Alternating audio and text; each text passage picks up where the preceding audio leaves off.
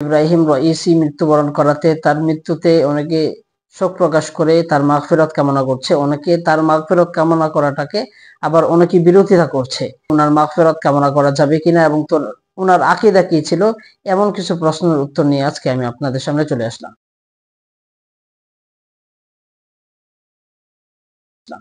সুপ্রিয় দর্শক, প্রথমে আমরা জানবো ইরানের মৌলিক আকীদা কি। এই ব্যাপারে যদি আমরা জানতে চাই তাহলে রুহুল্লাহ খামিরি তার একটা বিখ্যাত গ্রন্থ আছে আল হুকুমাতুল ইসলামিয়া। এই গ্রন্থের মধ্যে ইরানের মৌলিক আকীদাগুলিকে তিনি তুলে ধরেছেন। এর মধ্যে থেকে একটি আছে হলো ইসনা আশারিয়া, অর্থাৎ ইমামিয়া, যে সমস্ত ইমামিয়া বলা হয়, যে আকীদা ইমামিয়া, এই আকীদাটা তাদের মধ্যে রয়েছে। এই আকীদা ইমামিয়া এর মধ্যে সমস্যা কি?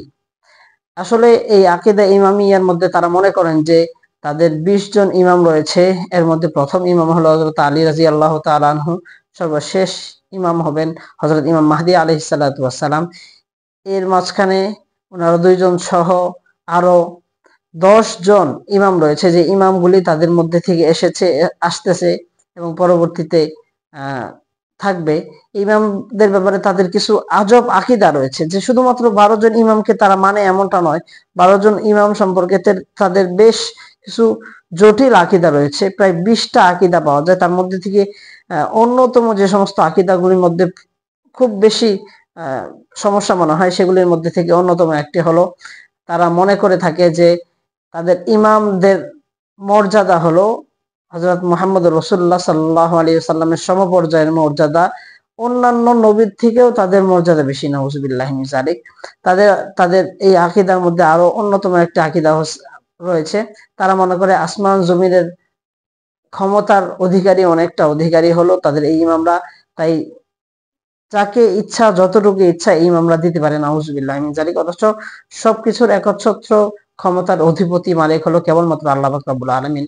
এছাড়াও তাদের আরো একটি আকীদা রয়েছে, তারা বিশ্বাস করেন যে তাদের এ সমস্ত ইমামরা আরশ পর্যন্ত ভ্রমণ করেছেন এবং তারা মনে করেন যে জান্নাত এবং দোজখের মধ্যে দেয়ার বিষয়টা এই ইমামের ক্ষমতাধীন। এই ইমামরা যাকে চাইবে তাকে দোজখে দিতে পারবে, যাকে চাইবে তাকে জান্নাতে প্রেরণ করতে পারে। নাউযুবিল্লাহি মিন যালিক। এমন জঘন্য কিছু আকীদা ইসনা আশারিয়ার মধ্যে থাকার কারণে এই সমস্ত আকীদা ইসনা আশারিয়া আকীদা প্রত্যাখ্যাত। এই ইসনা আশারিয়া আকীদাটাকে অনেকেই ব্যক্ত করা হয় ইমামিয়া হিসেবে ব্যক্ত করে, নামটাকে চেঞ্জ করে ব্যক্ত করার চেষ্টা করে। ইমামিয়া আকীদা বা ইসনা আশারিয়া আকীদা এই দুইটা অবিচ্ছিন্ন অংশ। শিয়াদের আরো কিছু মৌলিক আকীদা রয়েছে যেটা অত্যন্ত খুব সমস্যার। সেটা হলো তারা মনে করেন যে কোরআন শরীফ 40 পারা, 3 ভাগের 1 ভাগ এটাকে গোপন করা হয়েছে, যেই গোপন অংশটার মধ্যে হযরত আলী রাদিয়াল্লাহু আনহু শ্রেষ্ঠত্বের কথা বয়ান করেছে বা এবং ওই 12 জন ইমামের কথা ব্যক্ত রয়েছে। এই ধরনের তারা আকীদা আছে। নাউযুবিল্লাহি মিন যালিক। এবং তারা আরেকটা আকীদা রয়েছে, কেউ কেউ বিশ্বাস করেন যে হযরত আলী রাদিয়াল্লাহু তাআলার কাছে ওহী নিয়ে আসতে গিয়ে হযরত আলী রাদিয়াল্লাহু আনহুর কাছে না এসে জিবরাইল আলাইহিস সালাতু ওয়াস সালাম ভুলে মুহাম্মদুর রাসূলুল্লাহ সাল্লাল্লাহু আলাইহি ওয়াসাল্লামের কাছে ওহী নিয়ে চলে গিয়েছেন। নাউযুবিল্লাহি মিন যালিক। এমন গর্হিত কিছু আকীদা রয়েছে।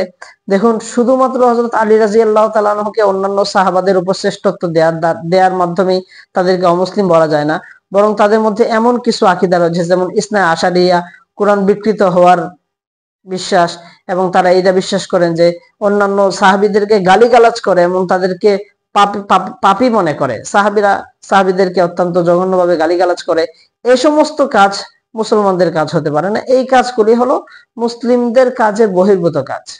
কাদিয়ানীদেরকে যেমন নাকি সরাসরি মুসলমান বলার কোনো সুযোগ নেই, যদিও তারা দেখতে শুনতে সবকিছুর মতো মুসলমান, ঠিক একইভাবে এই সমস্ত ইতিকাদ বিশ্বাস যারা লালন করে তাদেরকে কোনোভাবেই মুসলমান বলবার কোনো সুযোগ নেই।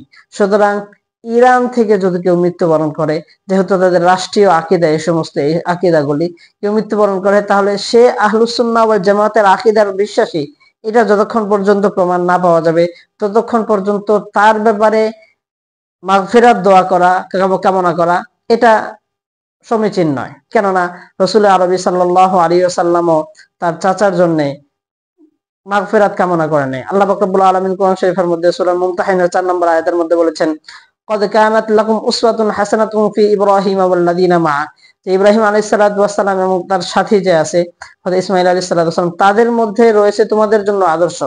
এর শেষের অংশের মধ্যে গিয়ে ইস্তিসনা করে উল্লেখ করেছেন, ইল্লা ইল্লা কওলা ইব্রাহিম লিআবিহি লা আস্তাগফিরুন্না লাকা। তবে ইব্রাহিম আলাইহিস সালাতু ওয়াস সালাম তার পিতাকে একটা কথা বলেছিল যে আপনি চিন্তা করবেন না, আপনার ব্যাপারে আমি আল্লাহ পাক রব্বুল আলামিনের কাছে মাগফিরাত কামনা করব। এই কথাটার মধ্যে আল্লাহ পাক রব্বুল আলামিন বলছেন যে এটার অনুসরণ করা যাবে না, অন্যগুলির অনুসরণ করা যাবে। যদি সমীচীন হয়তো কোনো অমুসলিমের জন্য যদি কোনো ব্যক্তি যে মুসলিম থেকে বহির্ভূত এমন কোন ব্যক্তি যদি মাগফিরাত কামনা করা বৈধ হতো, তাহলে রাসূলুল্লাহ সাল্লাল্লাহু আলাইহি ওয়াসাল্লাম তার চাচার জন্য মাগফিরাত কামনা করত, অথচ রাসূলুল্লাহ সাল্লাল্লাহু আলাইহি ওয়াসাল্লাম তার চাচার জন্য মাগফিরাত কামনা করেননি। সুপ্রিয় দর্শক, এই ক্ষেত্রে আমরা আরেকটা বিষয় লক্ষ্য করি যে আল্লাহ পাক রব্বুল আলামিন, হ্যাঁ আমরা যদি বলি যে শোক প্রকাশ করছে, হ্যাঁ কেউ শোক প্রকাশ করতে পারে, তবে তার জন্য মাগফিরাত কামনা করা, এটা যতক্ষণ পর্যন্ত তার আকীদা আহলুস সুন্নাহ ওয়াল জামাতের আকীদা এটা স্পষ্ট না হবে, ততক্ষণ পর্যন্ত তার ব্যাপারে কথা বলা যায় না যে তার জন্য মাগফিরাত কামনা করা যাবে। কেননা অনেক সময় আল্লাহ পাক রব্বুল আলামিন ফাজের বান্দার দ্বারাও, অনেক অসৎ বান্দার দ্বারাও এবং অনেক অমুসলিম বান্দার দ্বারাও আল্লাহ পাক রব্বুল আলামিন ইসলামের কাজ নিয়েছেন, দ্বীনের কাজ নিয়েছেন। যেমন নাকি বুখারী শরীফের 3064 নম্বর হাদিসের মধ্যে বর্ণিত আছে, রাসূল আকরাম সাল্লাল্লাহু আলাইহি ওয়াসাল্লাম বলেছেন, ইন্নাল্লাহা লা ইউআইয়িদু হাযাদ দীনা বির-রাজুলিল ফাজির, যে আল্লাহ পাক রব্বুল আলামিন এই দ্বীনকে বির-রাজুলিল ফাজির, অনেক অসৎ ব্যক্তিদের দ্বারাও অনেক সময় এই দ্বীনের শক্তিশালী করে থাকেন। সুতরাং সে যেই কাজ করেছে, সে যেই ফিলিস্তিনের সপক্ষে কাজ করেছে, এটাকে আমরা অস্বীকার করছি না, এটাকে অস্বীকার করবার সুযোগও নেই। তার এই কাজটাকে সাধুবাদ জানানোর মতো ছিল, হ্যাঁ এটা আমরা স্বীকার করতে পারি, আফসোসও করতে পারি বটে যে সে চলে যাওয়াতে হয়তো ফিলিস্তিনের উপর এখন বর্বরতা আরো কঠিন ভাবে চেপে আসতে পারে, কিন্তু এর জন্য তার মাগফিরাত কামনা করা, এটা যতক্ষণ পর্যন্ত সে আহলুস সুন্নাহ ওয়াল জামাতের অন্তর্ভুক্ত এটা সুপ্রমাণিত না হয়, ততক্ষণ পর্যন্ত আমরা তার ব্যাপারে মাগফিরাত কামনা করতে পারি না। আল্লাহ পাক রব্বুল আলামিন আমাদেরকে বুঝে, শুধু আবেগ আপ্লুত হয়ে নয়, আবেগের উপর দিয়ে নয়, বরং দ্বীনকে বুঝে, দ্বীনের যে সমস্ত বিধান আছে এগুলোকে বুঝে মানবার তৌফিক দান করুন। আল্লাহুম্মা আমিন। আসসালামু আলাইকুম ওয়া রাহমাতুল্লাহি ওয়া বারাকাতুহু।